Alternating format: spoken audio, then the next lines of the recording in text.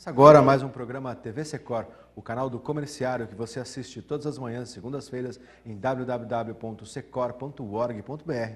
Também no site da TV Osasco, tvosasco.com.br, pelos canais 3 da operadora NET e canal 6 da operadora Cabonet. Hoje nós vamos falar de inclusão de pessoas com deficiência e, se der tempo também, nós vamos falar sobre acidentes de trabalho. Para falar sobre todos esses assuntos, nós temos aqui a presença do coordenador do Espaço da Cidadania, o nosso amigo Carlos Aparício Clemente. Olá, Clemente, tudo bem? Bom, bom dia. Bom dia, obrigado por reservar um tempinho aí da sua agenda para vir conversar aqui com o comerciário, com a comerciária, com os trabalhadores, sobre esse assunto tão importante que é a inclusão das pessoas com deficiência. Queria que você contasse primeiro, Clemente, um pouquinho, o que é o Espaço da Cidadania? O Espaço da Cidadania é uma ação criada pelo Sindicato dos Metalúrgicos de Osasco em 2001, que tinha por objetivo pensar na entrada de pessoas com deficiência no trabalho formal, no trabalho metalúrgico. Só que ele deu tão certo o início desse trabalho que aí nós percebemos que o sindicato só conseguiria pensar em inclusão verdadeira se tivesse uma ramificação de ações com empresas, com a fiscalização, com a Ordem dos Advogados do Brasil, com as entidades que atuam com pessoas com deficiência. Aqui na região a gente já visualizava a ACD, a Pestalozzi, a PAI de Barueri, outras entidades sindicais e também escolas, né, que pudessem pensar que os alunos que entrassem nessas escolas vão ser cidadãos, precisam estar preparados para estar no mundo do trabalho, né, tendo deficiência ou não. E aí, olhando essas várias formas, o Espaço da Cidadania ele foi crescendo e nisso nós já estamos com 13 anos de atividade. Pois é, foi fundado em 2001, né? 2001, fevereiro de 2001. Mas o primeiro olhar, então, estava no trabalhador vítima de acidente de trabalho, que tinha alguma deficiência em função desse acidente? O primeiro momento era olhar o acidentado que, quando ia para um longo afastamento na Previdência Social e retornava para o trabalho, muitas vezes via o seu posto de trabalho fechado, né? Onde as empresas simplesmente diziam que não tinham mais lugar para esse trabalhador ali. Tá? Claro, ao longo do tempo nós conseguimos demonstrar que há espaço para todo mundo trabalhar em qualquer local e hoje o setor metalúrgico, nós estamos agora concluindo uma pesquisa que vai fechar o ano de 2014, estamos concluindo junto com o Ministério do Trabalho, mas hoje mais de 90% das vagas previstas na lei de cotas já estão cumpridas no setor metalúrgico desde o ano passado. Teremos os números finais de 2014 no começo de janeiro, mas já superamos 90%, enquanto a média nacional de presença de pessoas com deficiência nas empresas é 26,5%. Então hoje nós estamos bem acima da média nacional, mas percebendo que há uma possibilidade enorme das empresas, de fato, contratarem essas pessoas para qualquer atividade, nas áreas de controle de qualidade, nas áreas de usinagem, na administração, nas áreas técnicas, na gerência, praticamente todos os espaços de trabalho hoje podem ser feitos por trabalhadores com deficiência. Mas aí desse primeiro olhar para o trabalhador, da inclusão do trabalhador, o Espaço da Cidadania descobriu um universo muito maior de pessoas que já precisavam ser colocadas no mercado e aí virou um bastião da luta pelo cumprimento da lei de cotas, Clemente, é isso? É muito interessante esse período, porque quando a gente olhava o acidentado no trabalho, nós descobrimos que já tinha uma lei no Brasil desde 1960 que era a lei de cotas para o acidentado, que vinha do programa de reabilitação. Então, a gente já tinha uma lei que estava há 31 anos sem ser cumprida. Tá? Quando vem a lei de cotas, nós já tínhamos uma lei que tinha 31 anos sem ser cumprida. Quando o sindicato e o Espaço da Cidadania começam a desenvolver uma ação para a inclusão de trabalhadores com deficiência, a lei de cotas já tinha 10 anos. 10 anos. E a primeira multa da lei de cotas no Brasil aconteceu aqui na região, no ano de 2003, mas nós percebemos realmente... Quem foi a empresa multada? São 16 empresas, foram 16 empresas, tinha empresas metalúrgicas entre essas empresas, mas as primeiras multas no Brasil Então, acontecem em março de 2003, a lei de cotas estava para completar 12 anos e o Ministério do Trabalho em Brasília praticamente não conhecia a lei que ele era obrigado a fiscalizar. Isso nós descobrimos aqui 12 anos depois. Mas descobrimos coisas fantásticas também nesse período, tá? Porque no começo era uma dificuldade. O empregador metalúrgico, ele queria fugir da pessoa com deficiência como o diabo foge da cruz. E hoje, nesse momento, a maior parte das empresas metalúrgicas, a maior parte, já cumprem 100% ou mais da lei. A maior parte das empresas. Tem algumas que não querem papo. A maioria já assumiram essa importância de ter a pessoa com deficiência em seu quadro de funcionários para as mais variadas atividades. Agora, para a gente explicar para quem está nos assistindo aí em casa ou no trabalho, o que é a lei de cotas, Clemente? É uma coisa muito simples. A lei de cotas prevê que toda empresa, a partir de 100 funcionários, ela tem que reservar de 2% a 5% de vagas para trabalhadores com deficiência. Então, assim, uma empresa de 100 a 200 empregados, ela tem que ter 2%. Então, vamos lá, a empresa tem 150 empregados, tem que ter 3 pessoas com deficiência, 2%. Né? Uma empresa de 201 a 500 empregados, tem que ter 3% de vagas destinadas a pessoas com deficiência. Vamos imaginar, se a empresa tem 300 empregados, ela tem que ter 9 pessoas com deficiência nos seus quadros. De 501 a 1.000 empregados, ela tem que ter 4%. Uma empresa de 700 empregados, vezes 4, tem que ter 28 trabalhadores com deficiência. E acima de 1.000 empregados, a empresa tem que ter 5% de vagas. Né? Então, tem 1.000 empregados, 1.001 empregados. Tem que ter 50 pessoas com deficiência nos seus quadros. E no serviço público, então a lei diz que tem que reservar 5% de vagas no concurso público. Qualquer concurso público, então tem que reservar 5% das vagas no concurso público. Essa é a lei de cotas para o setor privado e para o setor público. Poderá ter uma pequena mudança agora, porque nós estamos em vias. Mas essa lei tem quantos anos? Essa lei ela é de julho de 1991. A lei completou 23 anos. É um pedacinho, na verdade, da Lei da Previdência Social, né? A Lei de Cotas é um artigo. Um artigo. É um artigo da Lei da Previdência Social que ficou esquecida na Previdência Social durante 9 anos, passou depois para o Ministério do Trabalho fiscalizá-la e está esquecida no Ministério do Trabalho ao nível nacional, né? Porque, imagina, se eu tenho uma lei que obriga que o Ministério do Trabalho, ele tem que produzir, ele é o fiscal da lei, ele tem que produzir estatísticas sobre a lei, e o Ministério do Trabalho não sabe fiscalizar a lei, não tem, os registros que tem sobre a lei são muito vagos, estão por ano, né? Então, hoje a lei de cotas no Brasil, se ela for cumprida hoje, ela cabe 1 milhão, perto de 1.050.000 pessoas na lei, para ser cumprida 100%. Ministério do então 1.050.000 pessoas. Qual é o universo de pessoas com deficiência que estão politicamente, economicamente ativas? Então, o Brasil tem 45 milhões de pessoas com deficiência.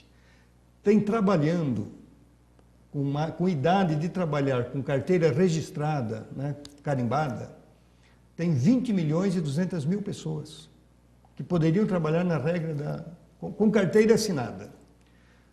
Na lei de cotas, tem 278 mil pessoas no Brasil, na lei de cotas. Nossa, e a lei de cotas cabe 1.050.000 pessoas. Né? Então, mesmo que ela fosse cumprida em 100%, ainda assim está muito distante do potencial de se ela trabalho. Fosse cumprida 100%, de cada 20 trabalhadores, cada 20 pessoas com deficiência no país, um estaria registrado na regra da lei de cotas. Quando a gente olha os números do emprego brasileiro, emprego formal, nós temos hoje 48 milhões de trabalhadores no Brasil com carteira registrada, dados do Ministério do Trabalho. Tem ao todo 357 mil trabalhadores com deficiência, incluindo as pequenas empresas. É muito pouco, é menos de 1% dos trabalhadores brasileiros são trabalhadores com deficiência para uma população com deficiência no Brasil que é praticamente 24% da população brasileira. E na faixa da lei de cotas é uma população maior ainda. Então é uma luta social que acho que nós temos pela frente, o movimento sindical tem pela frente, o movimento social tem pela frente. Mas por que é tão difícil empregar essas pessoas, cliente? Por que as empresas têm tamanha resistência a empregar a pessoa com deficiência? Porque o grande problema é que há um preconceito, não é conhecimento, é preconceito puro de imaginar que uma pessoa com deficiência não vai dar conta do recado. A gente tem números para isso.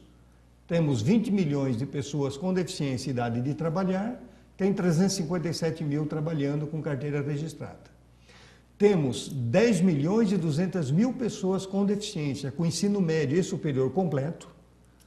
Temos menos de 220 mil pessoas com essa escolaridade no mercado formal. Quer dizer, sobram 10 milhões de pessoas com deficiência, com ensino médio ou superior completo, que estão aí no mercado, para poder estar no mercado de trabalho e não conseguem emprego, né?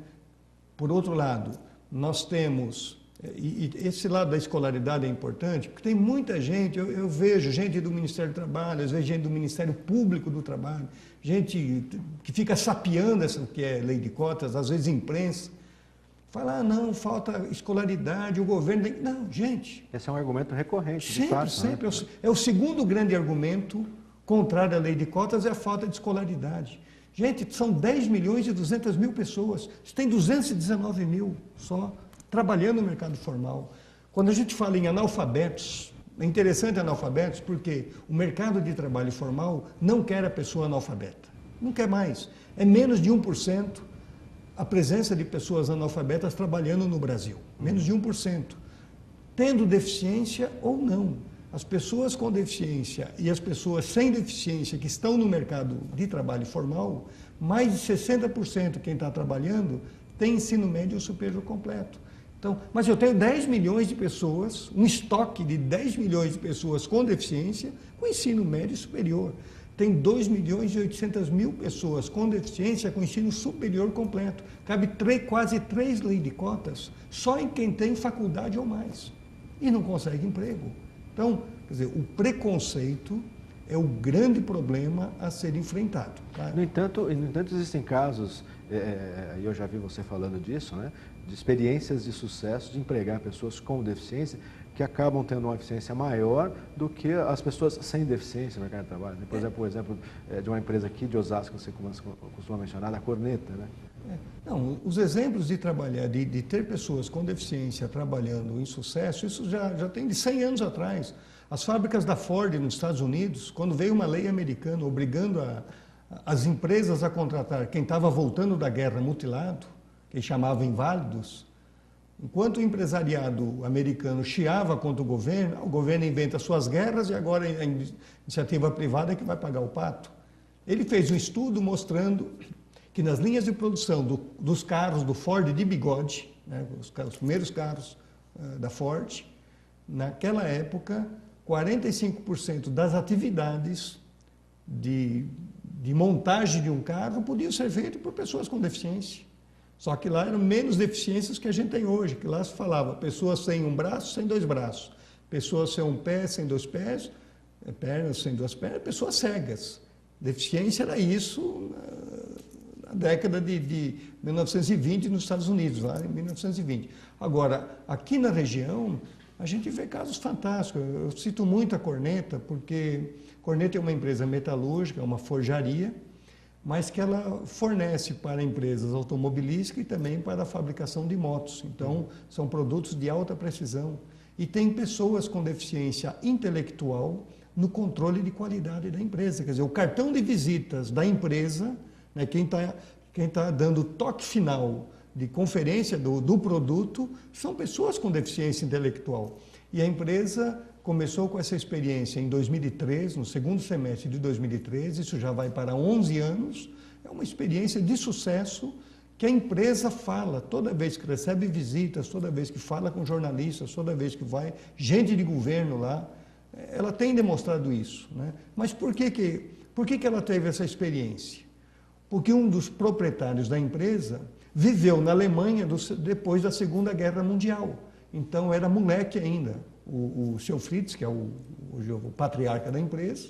Então, ele viveu a infância dele enquanto um menino convivendo com outros meninos, com pessoas mutiladas de guerra, vítimas da guerra, ou gente que estava militares ou população civil. Então, ele sabe a importância de você construir um país, de você manter um país funcionando a partir do esforço de todas as pessoas, tendo deficiência ou não. Então, é uma coisa muito bacana, instalada no município de Osasco, mas como corneta, existe hoje muitas empresas que aqui hoje dão exemplos de cidadania em relação a ter pessoas com deficiência em seus quadros. Okay. Clemente, vou pedir para você um intervalinho aqui para a gente fazer uma rápida pausa e você continua ligado no TV Secor. Participe, entre lá, tvosasco.com.br, mande sua pergunta que a gente lê aqui no ar ao vivo.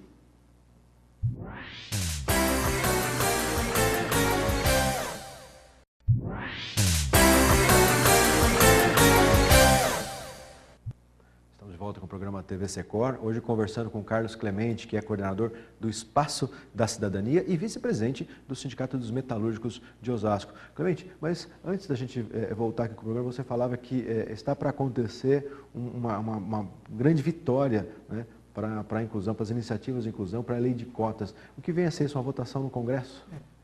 Está previsto amanhã a votação da Lei Brasileira da Inclusão, Lei Brasileira de Inclusão.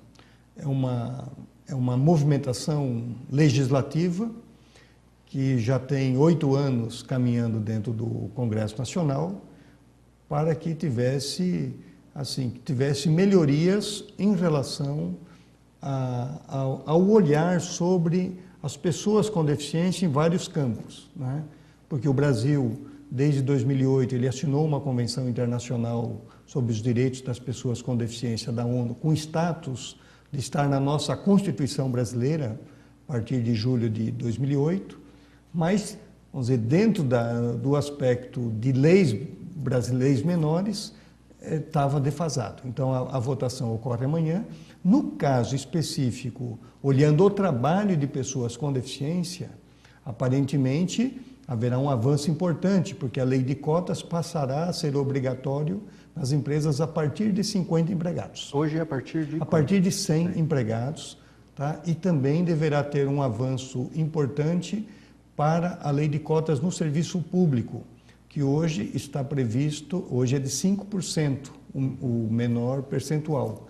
E na proposta que deve ir para a votação amanhã, então dobra. A partir de 10%, será 10% o número de vagas para a abertura de qualquer concurso público. Entre outras medidas, mas essas duas são mais, assim, que vão dar um impacto maior, porque hoje o funcionalismo, que quando veio a lei de cotas, o grande problema nosso no Brasil é que quando veio a lei de cotas em 1991, se imaginava no Brasil que o tamanho, o percentual de pessoas com deficiência era 1,4% da população.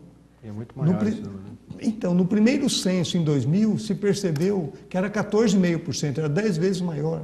No censo de 2010, é 23,9%. Quer dizer, então, os limites da lei de cotas, eles estão muito abaixo da necessidade do que é estimado para o país. Então, foi feito em cima de um cálculo errado, de imaginar o que se tinha, porque nós não tínhamos censo no Brasil, tinha um chute de 1,5%, apesar, na época, a Organização Mundial de Saúde e a ONU afirmarem que era 10% o índice de deficiência mundial da população, e no Brasil falavam 1,5%.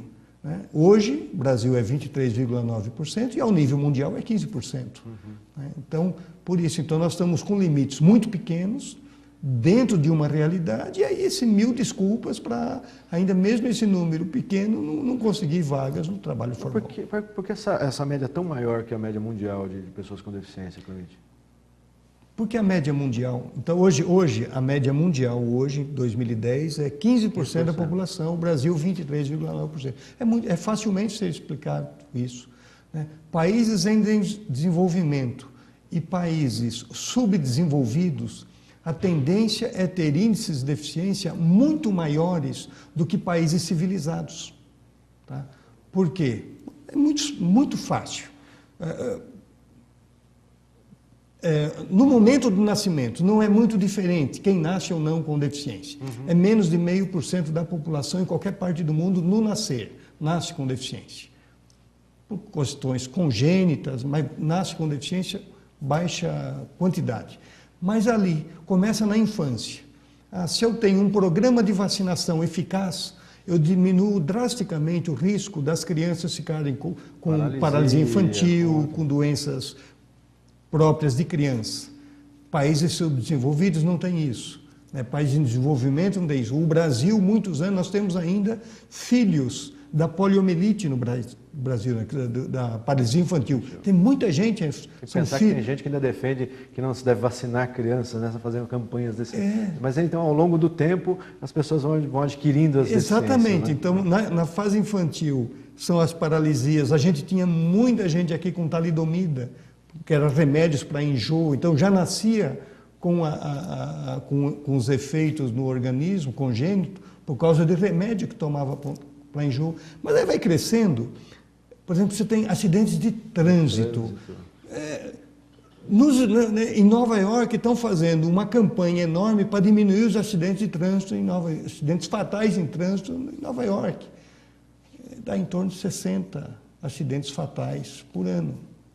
Aqui você tem milhares de acidentes de trânsito na cidade de São Paulo e não se fala absolutamente nada, né? Então, mas a cada morte que vai ter, você tem uma quantidade muito maior de pessoas que ficam com sequelas permanentes de uma batida de carro, uma batida de moto, coisa dessa natureza.